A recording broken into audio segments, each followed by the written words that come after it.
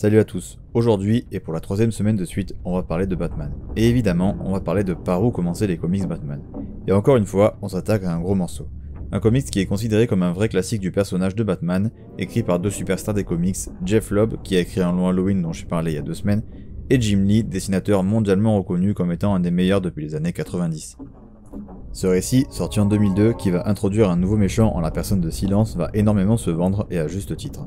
C'est également un comics dont j'avais parlé dans ma vidéo sur les comics à offrir à Noël, je vous la mets en notation, du côté de chez DC. J'avais dit que j'en reparlerai forcément un jour dans une vidéo dédiée, et bien voilà.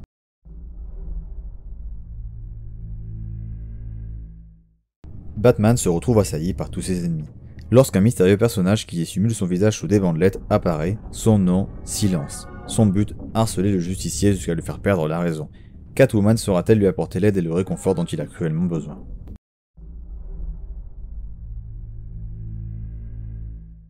Batman Silence est vraiment une excellente histoire. Mais surtout, un point de départ idéal pour commencer les comics sur Batman. Et ce pour plusieurs raisons. Mais la première et la plus importante selon moi, c'est que le récit a une excellente utilisation de toute la galerie de méchants de Batman. Ce qui permet donc à tous les débutants de connaître un paquet d'excellents méchants de l'univers de Batman avec entre autres Killer Croc, l'Épouvantail, le Joker, Harley Quinn, Poison Ivy, l'Homme Mystère, Double Face ou encore Ra's al Ghul. Et d'autres évidemment. En plus, à l'image d'un long Halloween, leurs interventions sont toutes cool et interviennent au fur et à mesure de l'histoire pour garder un aspect nouveau avec un nouveau méchant justement de manière très régulière. D'ailleurs, l'intervention de chaque méchant résulte dans des scènes absolument excellentes. L'histoire est également idéale pour les débutants car elle a un scénario simple et efficace au début qui va se complexifier sur la fin et puis c'est un vrai blockbuster qui frappe vraiment fort.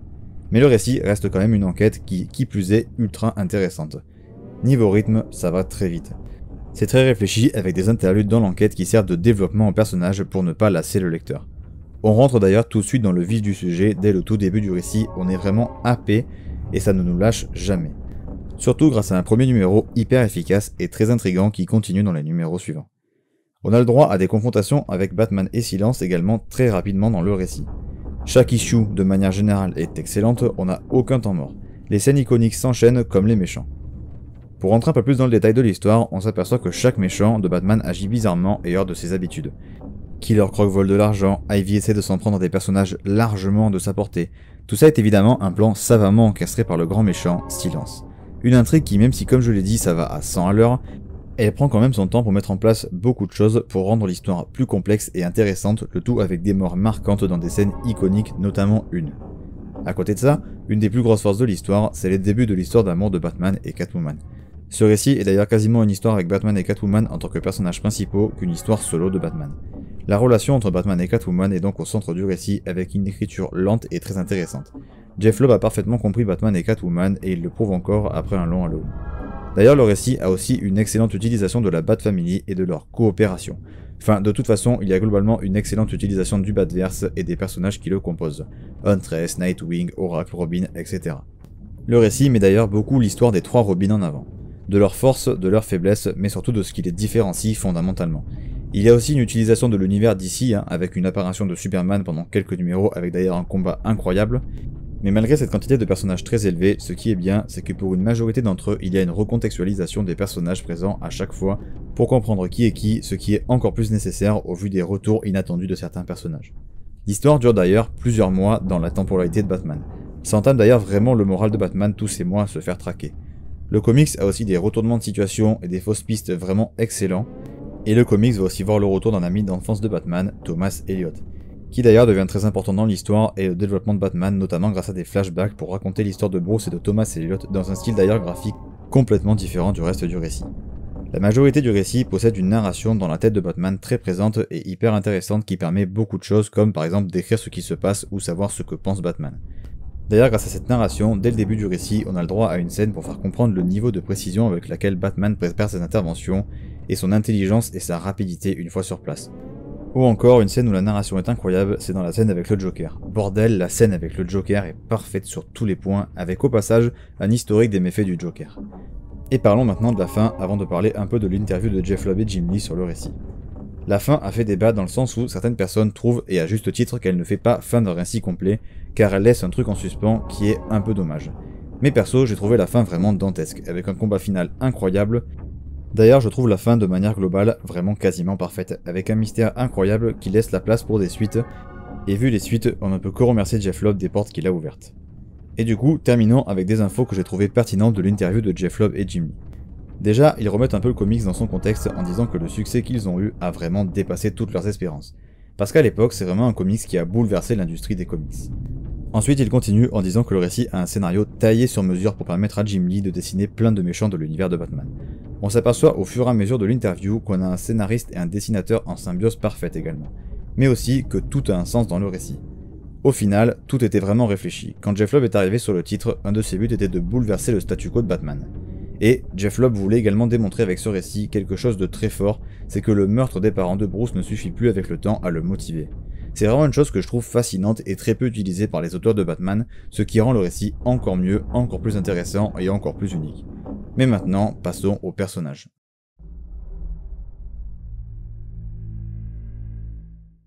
Alors pour les personnages, déjà les dialogues sont vraiment bons. Il y a des interactions entre les personnages complètement nouvelles et vraiment marrantes.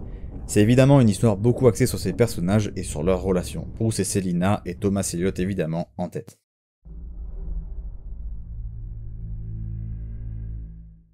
Batman est vraiment super bien travaillé dans ce tome. Ça saute peut-être pas forcément aux yeux au premier abord, mais c'est vraiment le cas. Déjà, il est poussé à bout comme jamais auparavant, à deux doigts de franchir sa ligne. Il est vraiment au bord du précipice et doit vraiment être sauvé par ses alliés. De manière générale, ce récit tend à prouver que ce qui manque le plus à Batman, c'est l'amour, mais c'est aussi sa plus grande faiblesse, mais sa plus grande force également. Et d'ailleurs, les relations de Batman sont vraiment la clé pour sa survie mentale selon Jeff Lobb. Évidemment, Bruce est beaucoup travaillé au travers de la narration qu'on a avec Batman dont j'ai parlé dans la partie histoire, et le Batman de ce récit a également de l'expérience, c'est ce qui le rend à la fois vulnérable, mais aussi beaucoup plus fort.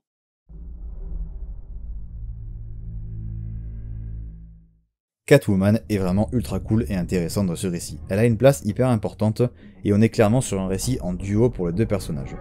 Elle est amoureuse de Batman, mais souhaite garder une certaine indépendance, en plus d'être tiraillée entre le bon et le mauvais côté, comme à son habitude. La relation donc entre Batman et Catwoman est parfaitement écrite, mais loin d'être parfaite. Bref, le personnage est incroyable, beaucoup mis en avant vraiment à juste titre, elle est juste parfaite.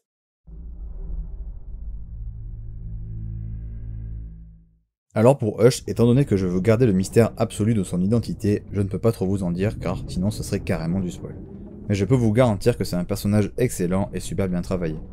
Tout ce que je peux dire sur lui au final, c'est qu'il est ultra charismatique, ambigu, et se place direct comme une némésis incroyable de l'univers de Batman grâce à l'écriture du récit et des différents méchants qui le précèdent dans l'histoire, qui permettent de travailler le personnage de manière indirecte, car au final, on ne le voit vraiment pas beaucoup.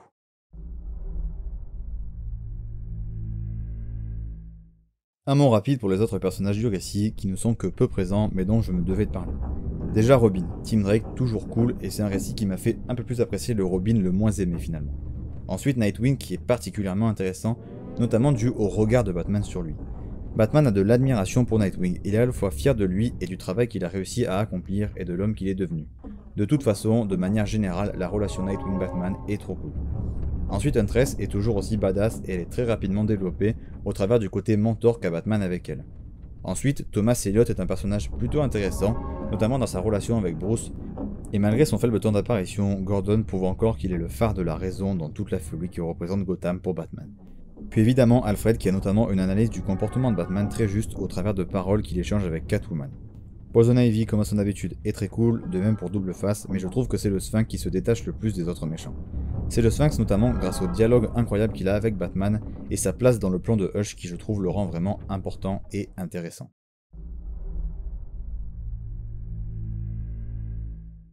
Alors là on s'attaque à un très gros morceau du récit, mais surtout à un morceau qui a beaucoup joué dans le très grand succès du comics.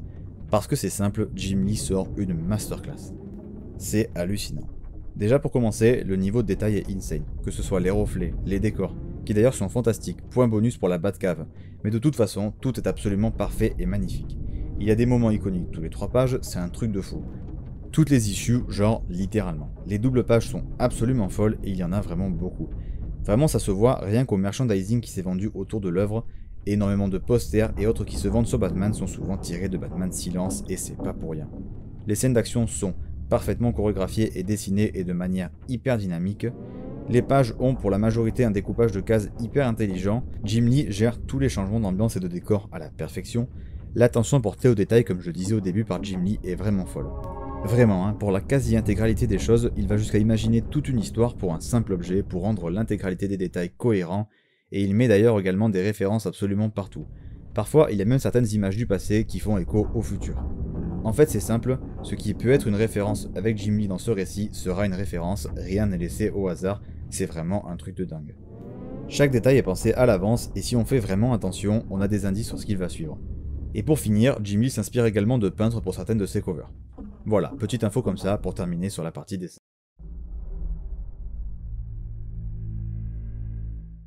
Alors évidemment, pour terminer cette vidéo, on passe au conseil lecture. Pour le avant ce récit, eh bien rien, c'est un point de départ idéal. Pour la suite, je peux vous conseiller deux choses. Tout d'abord, Under the Red Hood qui est une suite plus ou moins directe d'une des pistes laissées en suspens par Jeph Loeb à la fin de Batman Silence. Et l'histoire est absolument folle, c'est probablement mon histoire préférée sur le personnage de Batman. Et si vous souhaitez revoir Silence, vous pouvez vous diriger vers le tome de Paul Dini présente Batman, le tome 2 très exactement, où l'histoire Le cœur de Silence a lieu, qui est en l'occurrence une vraie suite à Batman Silence. Voilà, c'est tout pour cette vidéo sur Batman Silence. Gros classique des comics, et j'espère que vous aurez aimé cette vidéo et que je vous aurai donné envie de le lire. La semaine prochaine, je continue mes vidéos sur par où commencer les comics Batman, et cette fois, on s'attaquera pour la première fois à un run de la continuité, où je vous parlerai du travail de Scott Snyder et Greg Capullo lors des New 52 avec La Cour des Hiboux.